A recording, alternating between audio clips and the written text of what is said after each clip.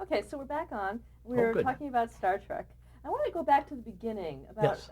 when you first got onto the series. How was the show described to you, and who described it to you? Uh, I think we were given a script, in fact, as I remember it. We were given a script and took maybe a week to go through it and analyze it a little bit between Daryl and I and Bob Ryder. And then Daryl went back to Roddenberry and spent some time with him uh, discussing uh, the various visuals on it that were contemplated, and then had a production meeting with uh, Matt, Matt Jeffries, and sat down at a group with Danny Kahn, Roddenberry, Jeffries, and there was a gal in there that was his writer. I can't remember her name. Was it Dorothy Fontana? Yes, yes, there you go. Thank you. And discussed how things were going to work, particularly regarding the Enterprise and the bridge on Enterprise. On the pilots and on the early, I think just the pilots, they had multiple 16 millimeter projectors for all of the monitors because they were using film projectors, and they just ran wild. But they, they looked okay from the camera point of view. They weren't really in sync, but they moved well, so it was okay. But the projectors union got projectionists became concerned and thought we should have a projectionist for each projector. So that was one of the things that we ran into in production that caused us to change a little. Anyhow, they were able to do the pilot without any of that kind of problem. And by that time, we'd gotten the TV monitors to where they would work pretty well for us, but they were continuous. They didn't have an interlock with the TV screens in those days. There was no way to sync your camera with the roll bars and what have you that you got on television.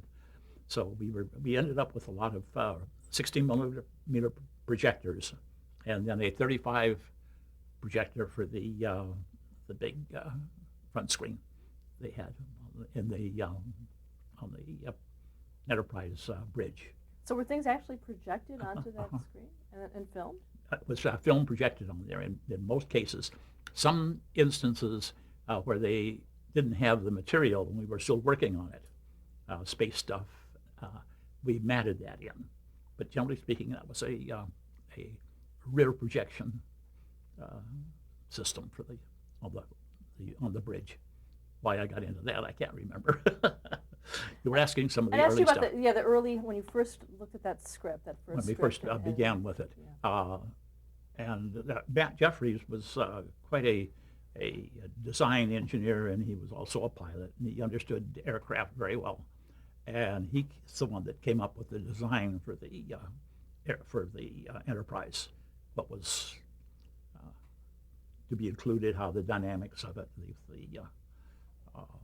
the big dish on top, and the pods for driving. Uh, so he built a model of it, about 4 inches long, 4 or 5 inches long, and painted it with a gray and put some symbols on it. Didn't have any lights in it, of course. And we used that model for some test runs of what they might want to see, what Roddenberry would be happy with. And eventually used a couple of those shots in the final main title. It was very convincing. It's good. It's a good project. Really enough. Okay, back to number one. Okay, we're back on. Let's talk about that opening title sequence and how that was made. The which? The opening sequence of the show. On the Star titles, Trek? Yes. Again, that was a combination of, it was mostly where No Man Has Gone Before was flights of the Enterprise going through space.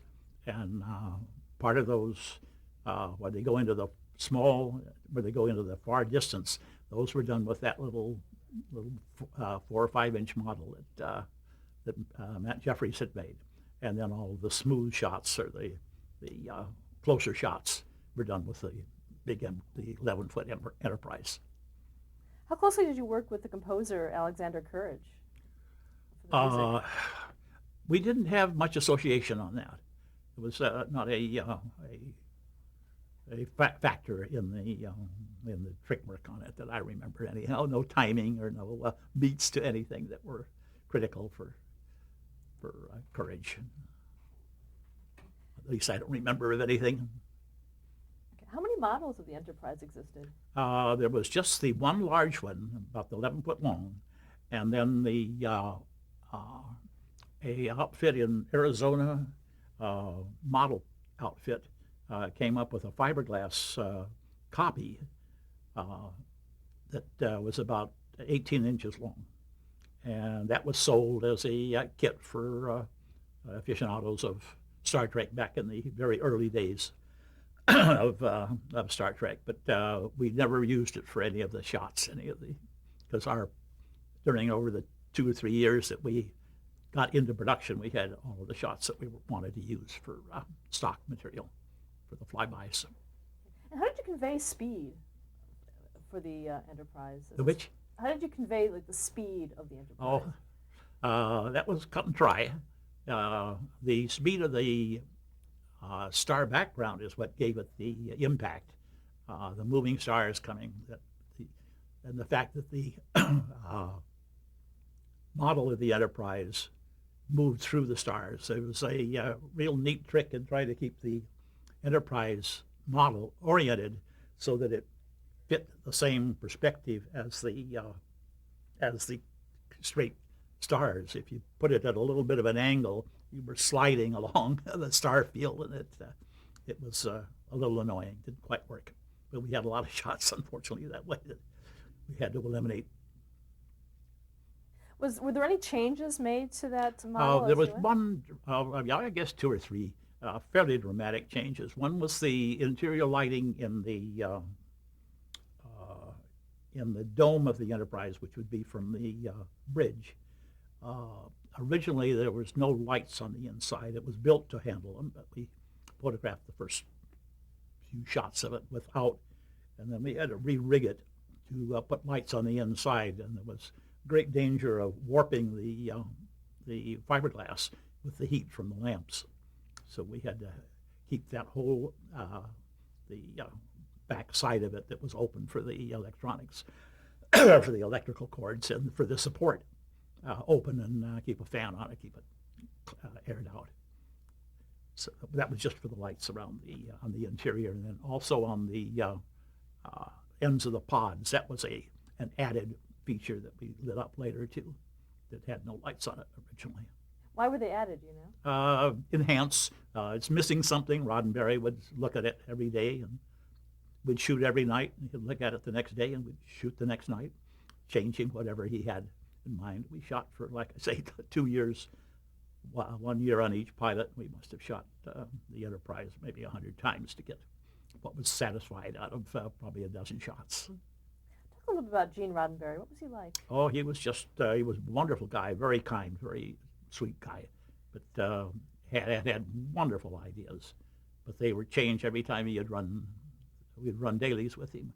Let's see if we can't do this. Let's try that. Let's do this. Let's make it smaller. Let's make it bigger. Let's move it this way. He had great imagination for what it should look like or what he envisioned out of it, particularly the Enterprise model flying through space. It was unique. It hadn't been done before, as far as I know.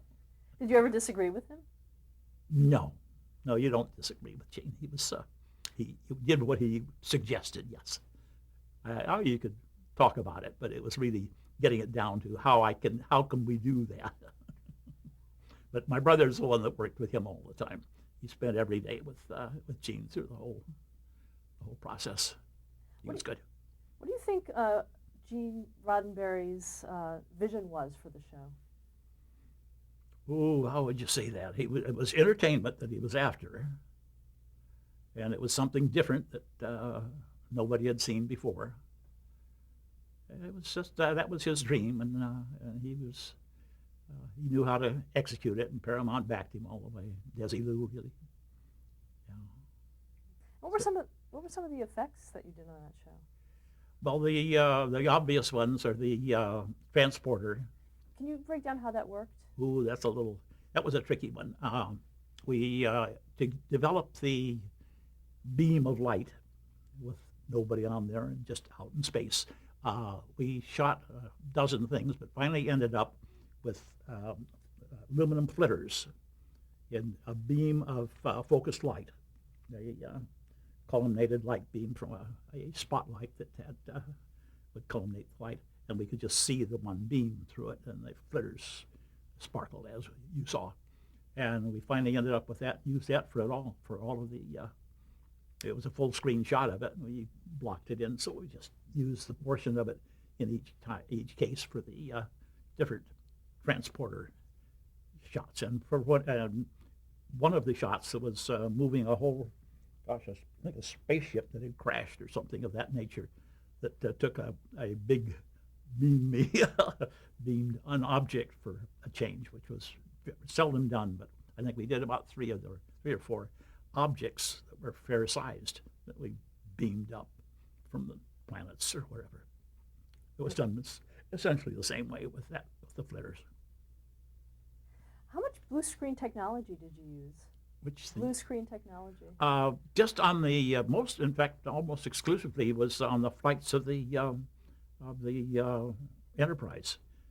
I can't recall on any other shots that we required blue screen work, but that was, of course, exclusively. All of the shots were against blue, and they were all tracked. We didn't move the Enterprise itself. We moved the cameras to get the flights through. It was just one of the things. The light stayed the same on it. We zoomed the camera, but on tracks, on lathe bed for some of the stuff, and on long parallel tracks for another. How sophisticated was the blue screen technology at the time? Oh, it was pretty primitive. That was in the 60s, and I think it was in the late 50s that the motion picture, Peter Better, that the technology was developed from the motion picture, gosh, what did they call that? It was the Motion Picture Advisory Council. Hang loose for a minute. Oh, why can't I think? Peter. Anyway, he was a member of the council at the time, and he came up with this blue backing system, and we had to, in an optical printer, in compositing the work, we had to make separations, and the separations had to be made in such a fashion that they eliminated the what was to be the blue screen. Instead of having it white or black, we had to literally do that with it. So instead of using the YCM separations as such, we took the blue separation out, eliminated it entirely, and made a substitute blue from the green and red records, which left a clear background instead of a dark background, because blue came up pretty black on the yellow record. So at any rate, we had to do a color difference, so that was developed by the council. Strictly an engineering feat, but it worked fine for an optical printer, and that was how you had to put that stuff together with the tool you used to put that stuff together. Going back to Star Trek, what do you think was the biggest challenge for you for doing that? The biggest challenge was certainly the moving stars, the star field. To achieve that was just an awful lot of body breaking work. The timing on it was set up by our animation director, Lloyd Vaughn, to get the speed of the zoom, the move through the stars, and also the number of stars that we could include in the field, because we would photograph the stars on 35 film and then move it moves on an optical printer. You move the panels from one spot to another until we had a full screen of like 40 or 44 exposures. That doesn't come out too clear. Let me start again. Boy, I'm going to have to stop for a minute and think. Back on with Oh, Starfield. boy. Total dead. Okay. Where were we? We're talking about the Starfield. Oh, the way we created the star fields, we did some tests with a black card with lights behind it and pinholes for the stars. And we tried to do that. It didn't have enough body to it, enough star field to work. The next, or the most successful one, was a large 30 by 48 inch white card that we had dots of splattered with a brush black paint, and it was just so that they ended up with just dots of paint, no runs from it, fortunately. And we photographed that on high con stock so that we had just ended up with just the white pinholes then on a piece of 35 millimeter film. And we took those little clips of 35 of the film that we had shot of the white card with the black dots, had maybe 4 or 5 of those, and put those on the optical printer and started at a back position with the mat around the aperture and back far enough so that the aperture filled 1/6 of the frame. And so we had 6 passes for each, for the horizontal, and 4 passes for the vertical. So we had 24 passes of different pieces of that film, so that when we passed through it, we had, as we zoomed through, we ended up with just the one, but they kept going on and on for about 14 feet. And that was, we finally achieved that, but to do that was days and days days and nights on the optical printer, going through those zooms so that we could, and they've done stop motion in order to reproduce and come to the same position each time. But it was a big challenge, and we had no idea that was going to end up as well as it did. We were quite pleased that it was that successful on one pass, one development of the film once we put all the work into it. Were you ever able to use that technique for other shows? That Never another show, and never made that effort ever again on anything we tried, not even on the show. But that was the toughest one, was getting those moving stars, and having it so successful at the end was really a great achievement. We were happy with that. Did you ever work on any of the effects for creating the different worlds for the different planets? Oh yes, very often. Oh, sure. But those were if you were speaking of in Star Trek, where they landed on the different planets frequently. We did they were mostly spheres that we painted different colors, and each, I think about half a dozen times we used essentially the same sphere, but orange and blue and all that.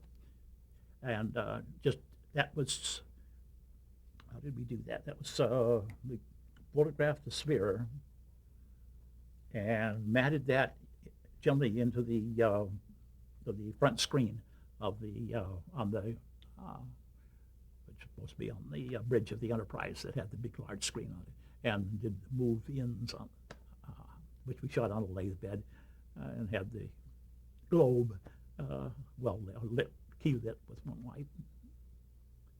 And that was essentially what we ended up with for each of those. There was probably half a dozen different planets that were used throughout the series. Boy, yes, thank you.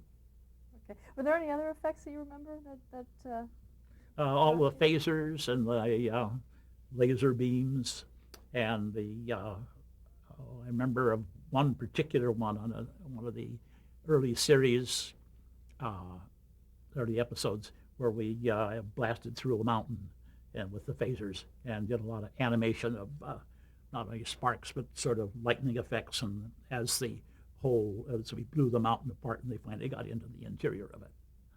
It might be remembered. It was a big animation job. Did you work with any of the cast members?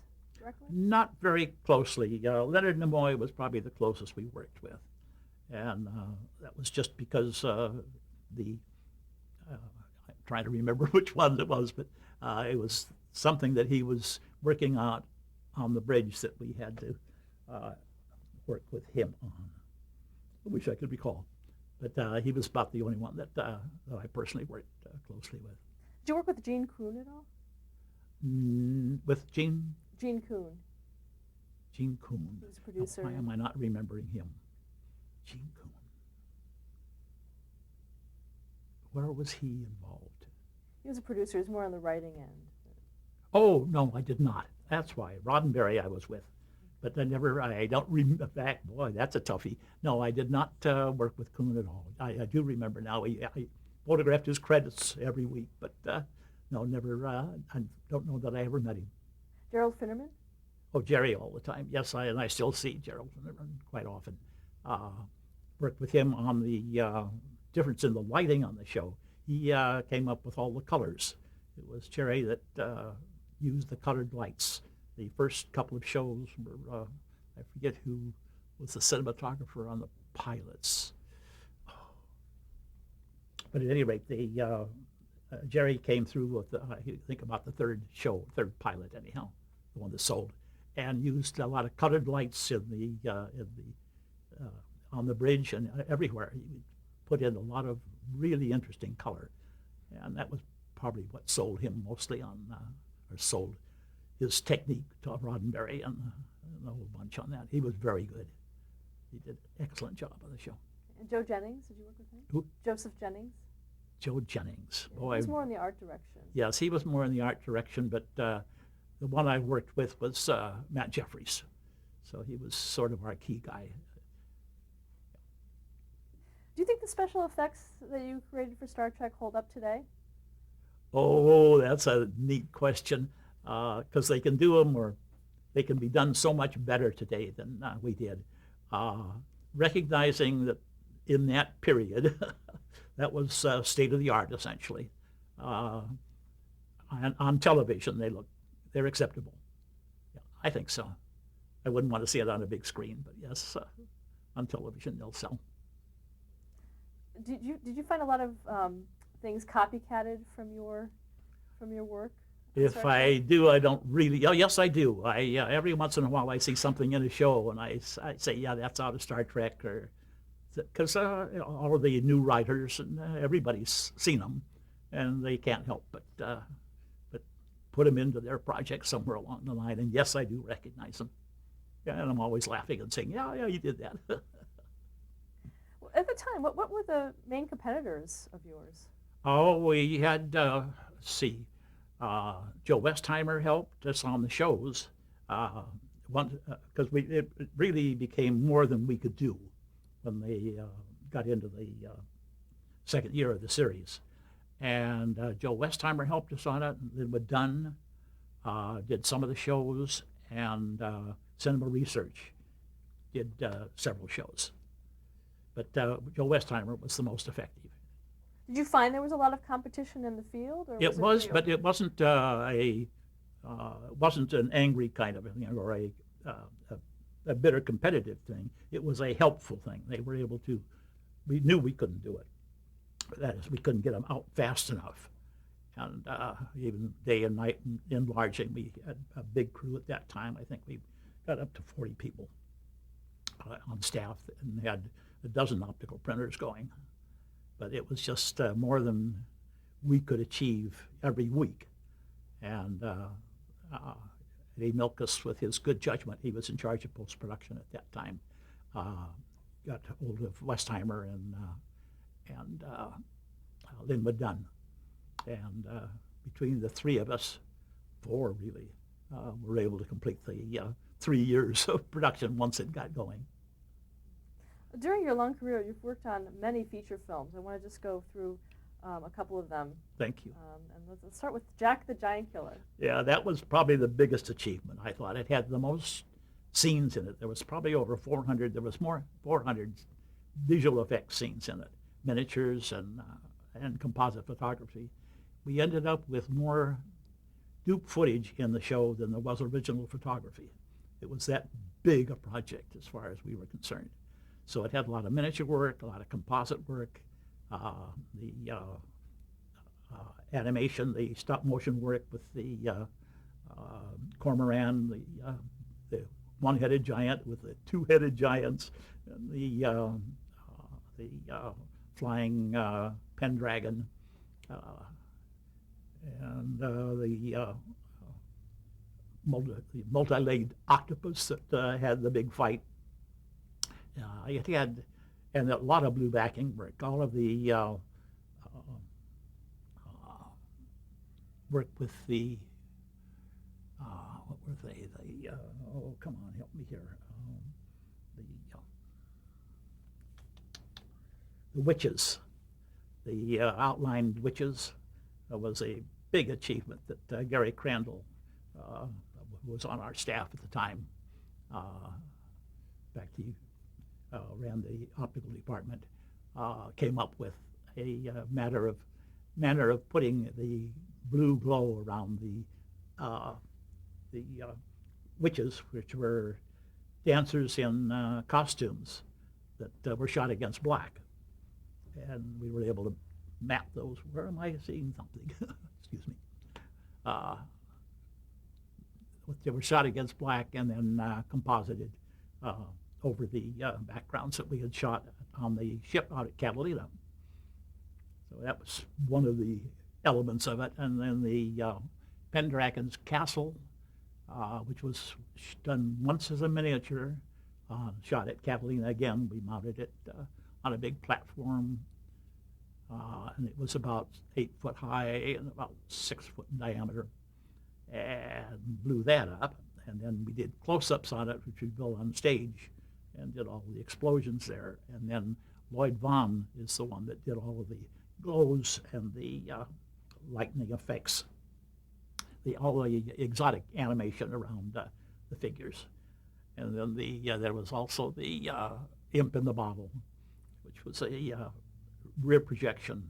We had a big bottle with the imp in it, and did a rear projection of the ocean background and whatever was necessary. So there's just an awful lot of optical work on the show. And in those days, it was all done through Technicolor with three-strip separations. And in order to do that, you had 3 different passes with each color. So it was a long compositing process. Each item you had to do 3 times. And I may have to take a breath. Would anybody mind if we shut down the camera and I